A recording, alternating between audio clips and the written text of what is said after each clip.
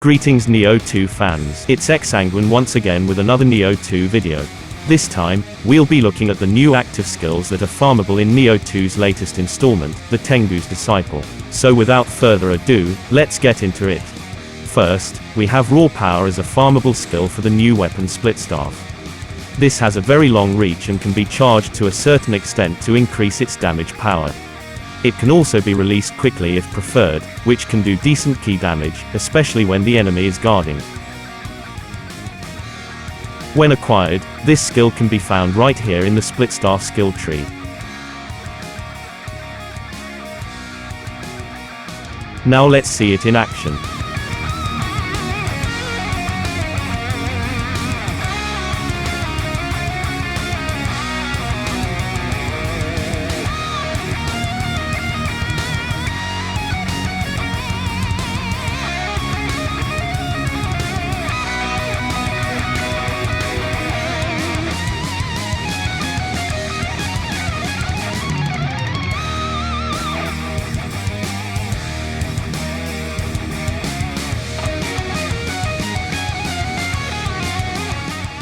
You can farm this skill from the first boss in the DLC's first main mission called A Song to Calm the Storm,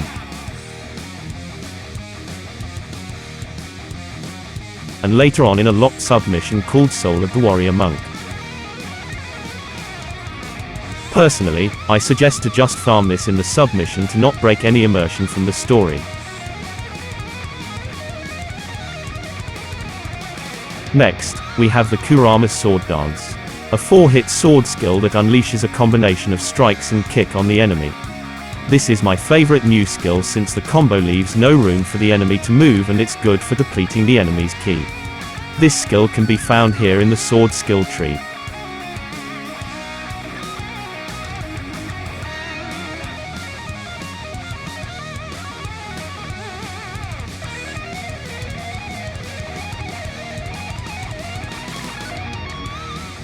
Now let's see it in action.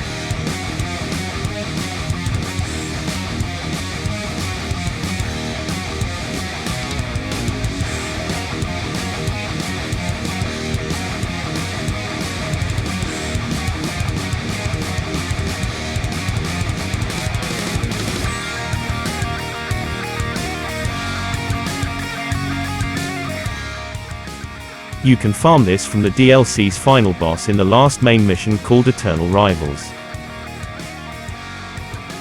Alternatively, you can farm this from the same boss in a submission that can be unlocked later in the game.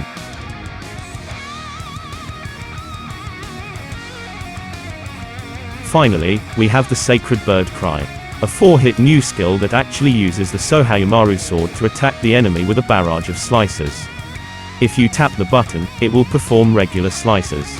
But if you hold the button, it will consume your anima to perform charged ranged attacks.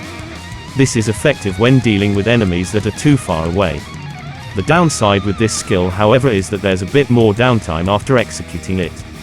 Further, you will not be able to use a key pulse when you use the ranged version. After acquiring it, you can find it here in the Samurai skill tree. What's cool about this is that you can equip this skill in any weapon you like. Now let's see it in action.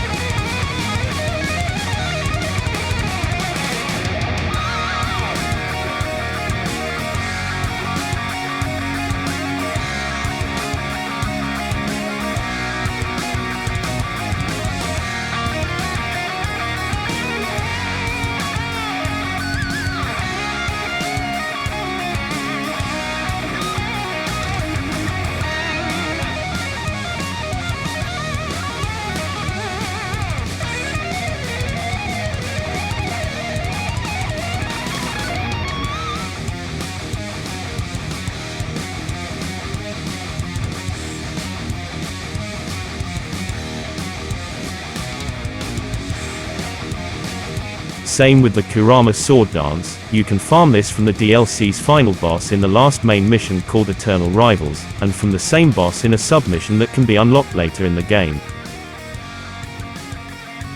So there you go. So far, these are the only hidden skills I found since the DLC's release.